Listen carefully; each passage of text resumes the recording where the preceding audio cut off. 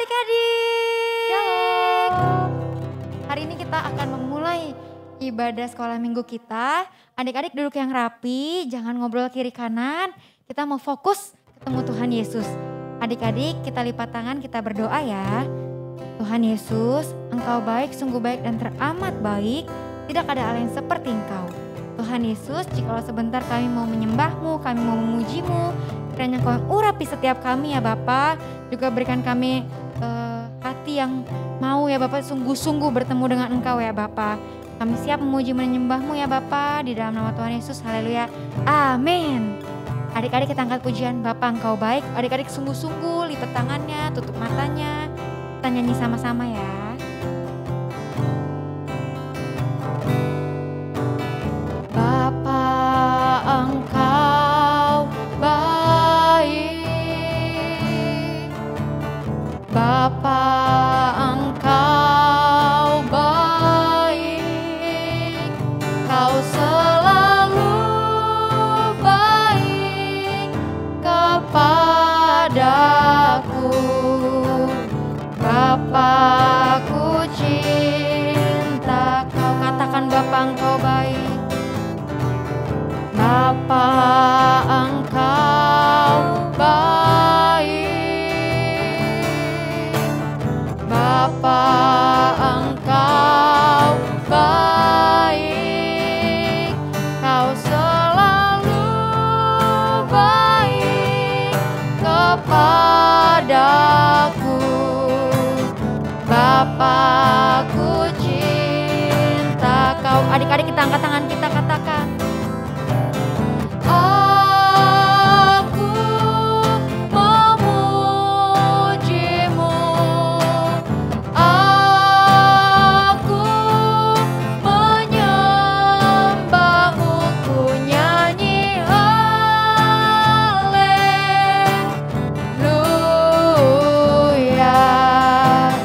Bapa ku cinta Kau, aku memuji-Mu.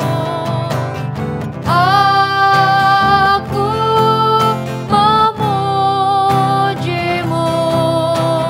Aku menyembah-Mu. Ku nyanyi haleluya.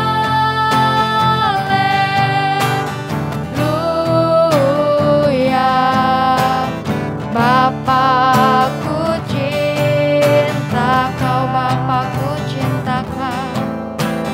Bapa ku cinta Kau. Bapa ku cinta Kau. Mari adik-adik kita sembah Tuhan.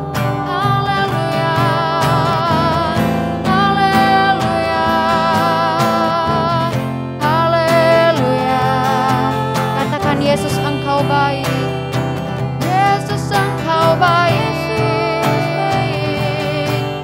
Tuhan Yesus baik. Tuhan Yesus baik. Tuhan Yesus baik.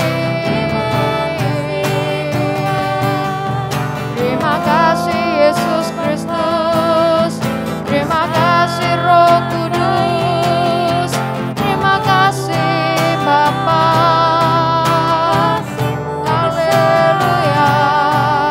Tiada Allah yang seperti-Mu, Yesus Kristus. Haleluya. Haleluya. Haleluya. Yesus. Terima kasih Yesus. Terima kasih Yesus. Terima kasih Yesus. Terima kasih Roh Kudus. Haleluya. Terima kasih Tuhan Yesus, terima kasih Roh Kudus, terima kasih Bapa. Tuhan Yesus, jikalau sebentar kami ingin memuji-Mu lebih lagi ya Bapa. Kami ingin meninggikan nama-Mu ya Bapa. Kami siap ya Bapa di dalam nama Tuhan Yesus Kristus. Haleluya. Amin. Beri kemuliaan buat Tuhan Yesus Kristus yuk adik-adik. Oke, kita mau memuji Tuhan. Adik-adik mari kita bangkit berdiri. Adik-adik kita mau angkat pujian Bapak Abraham. Ikutin gerakan kakak ya.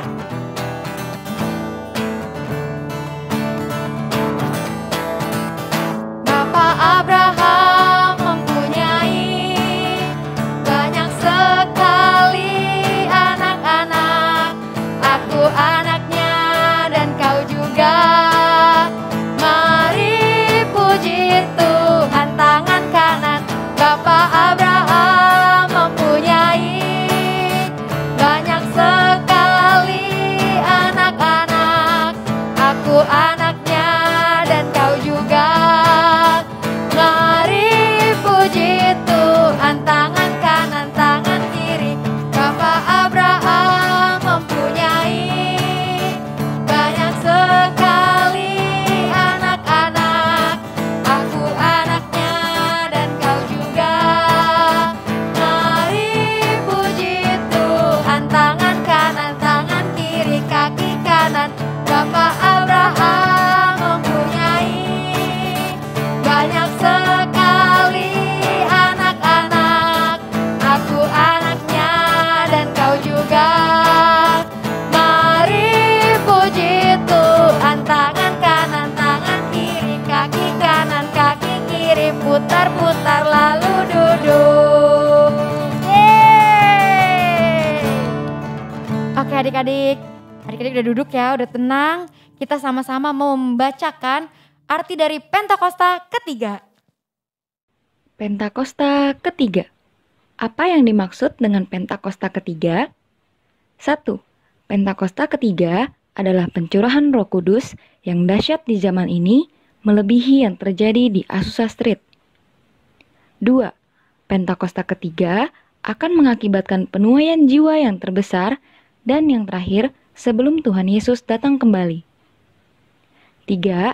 Pentakosta ketiga akan membangkitkan generasi Yeremia, yaitu anak-anak muda yang dipenuhi Roh Kudus, cinta mati-matian kepada Tuhan Yesus, tidak kompromi terhadap dosa, dan akan bergerak untuk memenangkan jiwa. 4. Pentakosta ketiga lahir di Indonesia dan bergerak ke bangsa-bangsa. Gerakan ini dari timur ke barat dan akan kembali ke Yerusalem. 5. Pentakosta ketiga akan memberikan kuasa untuk menyelesaikan amanat agung dan setelah itu Tuhan Yesus datang kembali. Oke adik-adik, nah sekarang nih kita sama-sama mau membacakan Mazmur 91. Mazmur 91 ayat 1 sampai 16.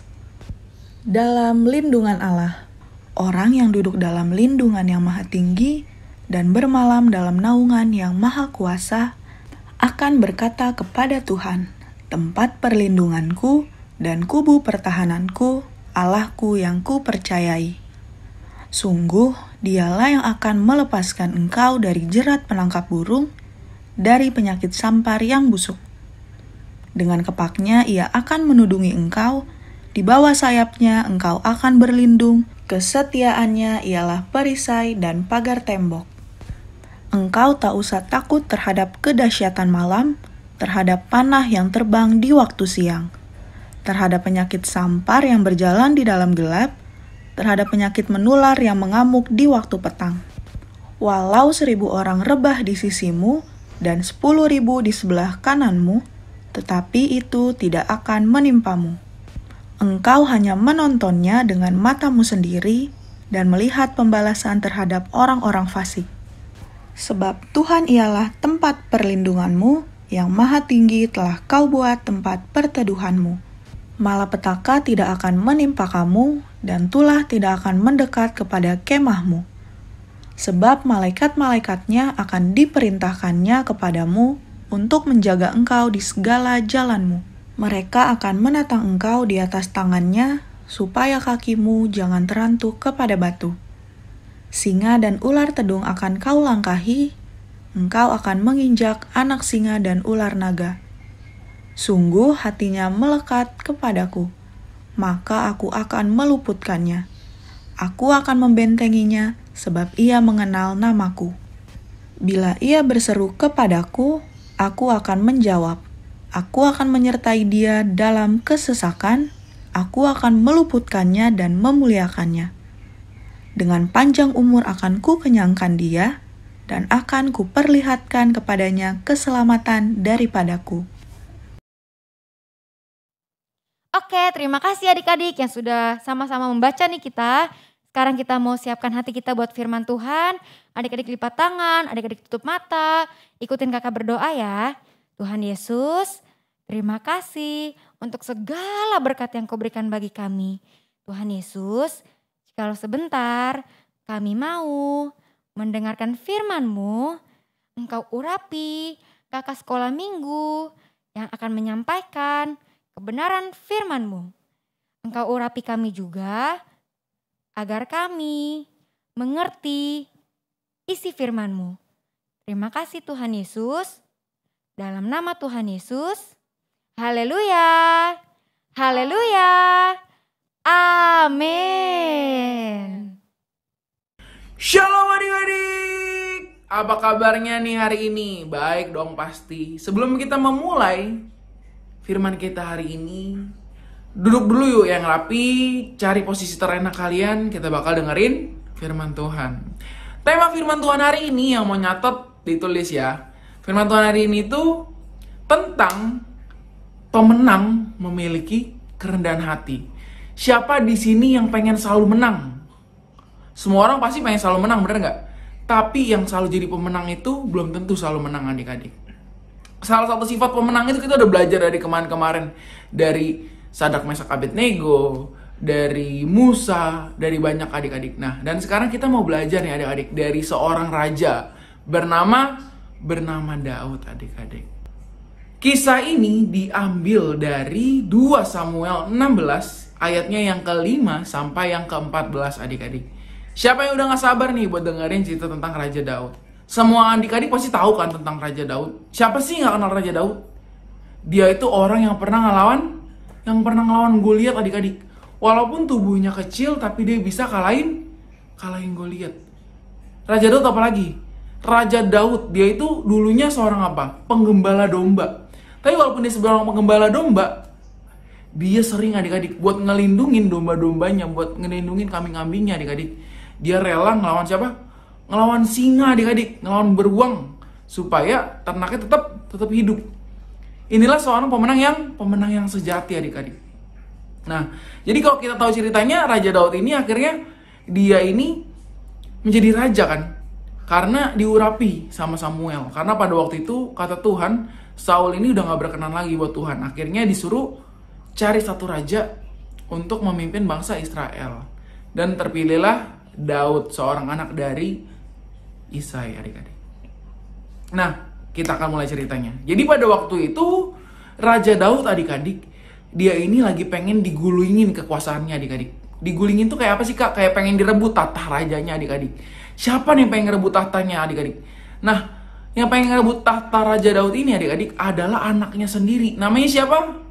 Iya, namanya adalah Absalom. Absalom ini pengen ngegulingin Raja Daud adik-adik. Lewat kemampuan-kemampuan yang gelap, kesepakatan-kesepakatan dia yang gelap sama orang-orang yang ada. Dan akhirnya dia berhasil untuk ngambil tahtanya Raja Daud adik-adik. Dan pada waktu itu, sebagai ayah pasti dia sedih dong. Kenapa anaknya mau ngegulingin dia adik-adik. Dan akhirnya dia dikejar-kejar untuk pengen dibunuh sama Absalom. Ketika dia dikejar-kejar adik-adik, dia gak bawa banyak prajurit dong pasti dong. Karena seorang raja gitu. Walaupun dia udah digulingin, dia pasti tetap punya prajurit-prajuritnya. Kalau sekarang tuh namanya pas pampres kan. Ya kan? Asik. Nah, terus habis itu, tibalah adik-adik si Raja Daud ini di tempat yang namanya Bahuri. Namanya apa? Bahuri. Nah, Bahuri ini adik-adik, dia itu tempat yang kayak ada sungainya gitu loh adik-adik. Dan ketika orang-orang Daud ini datang sampai di Bahuri, ada seorang namanya Simei. Siapa yang tahu Simei? Ada yang pernah dengar nama Simei? Mungkin agak asing ya. Mungkin beberapa juga ada yang udah dengar. Jadi si Simei ini adik-adik adalah keturunan dari Raja Saul adik-adik. Kalau kalian tahu ceritanya, Raja Saul akhirnya kan diturunin kan pemerintahannya karena emang Tuhan udah gak berkenan. Tapi Simei ini sangat benci sama Daud adik-adik. Karena menurut dia, Raja Saul ini bisa turun karena Daud adik-adik. Karena Daud pengen ngambil kekuasaannya Raja Saul. Akhirnya karena dia saking bencinya adik-adik, dia ngelemparin batu ke Raja Daud adik-adik. Dia ngelemparin batu ke prajurit-prajuritnya. Dan pada waktu itu ketika dilempar-lemparin, dia ngutuk-ngutukin Daud adik-adik, ngata-ngatain Daud adik-adik. Dan sampai kayak dia bilang, kata Simei gini, "Hai Daud, karena perbuatan engkau, makanya engkau digulingi sama anakmu sendiri." Katanya adalah itu sebuah kayak karma adik-adik, karma untuk Daud. Karena pada waktu itu dia jahat sama Saul, karena dia pengen ngegulingi Saul. Padahal kan gak gitu kan, karena sebenarnya kalau kita tahu ceritanya, Tuhan itu yang gak mau, yang udah gak berkenan lagi sama Raja Saul adik-adik. Tapi karena si Simei ini gak ngerti, akhirnya dia nyalain Daud adik-adik. Karena kalau pada waktu itu Raja Saul ini gak diturunin, dia pasti enak adik-adik si Simei ini. Dia hidup di istana yang bagus, hidupnya enak. Tapi sekarang dia harus tinggal di sebuah tempat yang namanya Bahuri adik-adik. Nah, pada waktu itu ketika dilemparin batu, pasti kalau kalian dilemparin batu kesel gak? Kesel dong. Nah, tapi pada waktu itu ada seorang prajuritnya Daud, kayak tangan kanannya Daud gitu, namanya Abisai. Namanya siapa? Namanya Abisai adik-adik. Nah pada waktu itu Abisai ini benar-benar kesel banget sama siapa tadi namanya? Simei. Dia kesel banget sama Simei adik-adik. Sampai akhirnya dia bilang gini ke Raja Daud, "Raja, aku akan membunuh dia, aku akan melewati sungai ini dan aku akan menebasnya dengan pedang." Kira-kira kalau kamu jadi Raja Daud, kalau kalian jadi Raja Daud, kalian bakal izinin apa enggak? Pasti banyak dari dunia ini bakal ngizinin untuk ngebunuh, karena udah bikin kesel gak sih? Karena udah dikejar-kejar sama anaknya sendiri, udah kesel, udah kecewa sama anaknya, tiba-tiba ada yang ngata-ngatain dia, padahal dia gak kenal siapa itu Raja Daud.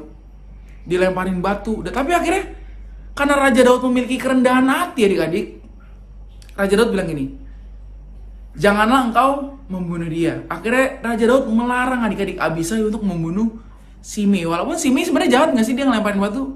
Iya jahat. Tapi kenapa Raja Daud gak mau ngebunuh? Karena kata Raja Daud gini, ada masalah yang lebih besar lagi daripada Simei. Simei itu gak masalah yang besar. Karena masalah yang terbesarnya adalah Absalom ini, yang anaknya yang durhaka ini adik-adik. Terus si Raja Daud ini juga bilang gini, mungkin Simei ini didatangkan oleh Tuhan untuk menasihati dia, untuk menegur dia. Karena kalau kalian tahu ceritanya, Daud pernah ditegur sama seorang nabi, nama Nabi Nathan. Karena pada waktu itu Raja Daud ini berbuat dosa. Berbuat dosanya apa? Masih inget gak? Ya masih inget dong, pasti dong. Nah, berbuat dosanya itu dia merencanakan pembunuhan terhadap suaminya Batsheba adik-adik, namanya Uria. Oke, kita balik lagi ke topik. Jadi pada waktu itu menurut Daud, si Simei ini didatangkan sama Tuhan mungkin untuk menegur dia adik-adik. Nah, mungkin kita harus seperti Raja Daud adik-adik. Ketika kita ketemu sama orang yang gak kenal kita, yang tiba-tiba ngejudge kita, harusnya apa yang terjadi? Harusnya kita harus lebih ngertiin mereka. Kita harus terima itu dengan rendah hati. Kita harus lebih memaafkan. Jangan kayak pas kita dipukul, kita pukul balik. Itu gak boleh kan? Karena kata Tuhan apa? Jika pipimu ditampar pipi kanan, akan kasih pipi kiri kamu. Jadi jangan membalas, tapi maafkan adik-adik. Karena kata Tuhan gini, kalau kamu cuma membuat kebaikan dengan kebaikan, jadi ada orang yang mengasihi kamu, terus kamu kasih balik, itu sih suatu hal yang gampang kata Tuhan. Tapi yang susah adalah ketika kita mengasihi orang yang udah jahat sama kita, tapi kita tetap kasihi adik-adik. Di sini kita belajar dari Daud bahwasannya, walaupun Simei udah jahat, walaupun Simei terkadang lemparin batu, kayak teman-teman kita gitu, pasti ada kan kayak teman kita yang gak suka sama kita, ada yang ngebully kita, tapi kita apa yang harus kita lakuin? Kita harus maafin, bukannya malah pukul balik. Karena kalau pukul balik itu sama aja kayak aturan dunia adik-adik. Jadi di sini siapa yang pengen kayak Raja Daud? Kalau kalian tahu ceritanya, pada akhirnya mereka berjalan adik-adik keluar dari Bahuri ini, dan Raja Daud ngelawan si Raja Absalom, dan Raja Absalom ini akhirnya mati anaknya adik-adik, dikalahkan sama Raja Daud. Nah, di sini walaupun terkadang banyak orang yang nggak kenal kita, banyak teman-teman mungkin yang nggak kenal kita, ngata-ngatain kita, tapi alangkah baiknya adik-adik kita harusnya nggak boleh ngatain balik, nggak boleh pukul dia, tapi kita maafin dia. Harusnya kita ngomong kata-kata yang baik buat dia, kita puji dia, bukan malah ngatain balik adik-adik. Jadi di sini apa? Jadi di sini kita belajar bahwasannya seorang pemenang itu seperti Raja Daud itu harus punya kerendahan hati. Kalau nggak punya kerendahan hati, dia bakal cepet jatuh adik-adik. Karena kata Tuhan, orang yang tinggi hatinya akan direndahkan di hadapan Tuhan. Siapa yang mau direndahkan di hadapan Tuhan? Pasti nggak ada dong. Semua orang pasti pengen ditinggikan sama Tuhan. Jadi belajar seperti Raja Daud yang rendah hati. Walaupun ada yang jahat sama kalian, tetap harus rendah hati. Oke? Firman hari ini sampai di sini dulu, kita berdoa. Terima kasih Tuhan Yesus untuk hari ini Tuhan. Kalau Kau baik bagi kami Tuhan Yesus, biarlah Tuhan Yesus lewat firman ini Tuhan Yesus Kau mengajarkan adik-adik ini Tuhan Yesus supaya bisa lebih mengenal karakter Kristus dalam hidupnya Tuhan Yesus. Biarlah Tuhan Yesus dia sebagai pemenang Tuhan punya kerendahan hati Tuhan dalam hatinya Tuhan. Nggak sombong Tuhan, nggak punya tinggi hati Tuhan. Dan biarlah Tuhan Yesus Kau pakai adik-adikmu ini Tuhan untuk menjadi seperti Daud Tuhan Yesus yang mau Tuhan Yesus untuk lebih mengenal teman-temannya Tuhan. Dan bisa membawa mereka Tuhan Yesus ke jalan yang benar Tuhan. Dan Kau berkati orang tua mereka Tuhan Yesus supaya apapun Tuhan yang mereka ajarkan Tuhan Yesus dapat berguna bagi anak-anaknya Tuhan. Berikan hikmat manfaat padamu turun ke atas mereka Tuhan. Dan biarlah Tuhan anak-anakmu ini Tuhan Yesus bisa sesuai Tuhan dengan kehendak-Mu Tuhan. Kalau sebentar kami akan selesai Tuhan, Kau berkati Tuhan supaya Tuhan apapun yang hamba-Mu ini ajarkan Tuhan Yesus dapat berkenan di hati-Mu Tuhan. Hanya dalam nama-Mu kami ucap syukur. Haleluya. Amin. Tuhan berkati adik-adik. Terima kasih adik-adik yang sudah mengikuti ibadah hari ini. Jangan lupa minggu depan ibadah lagi ya. Selamat hari Minggu, Tuhan Yesus memberkati.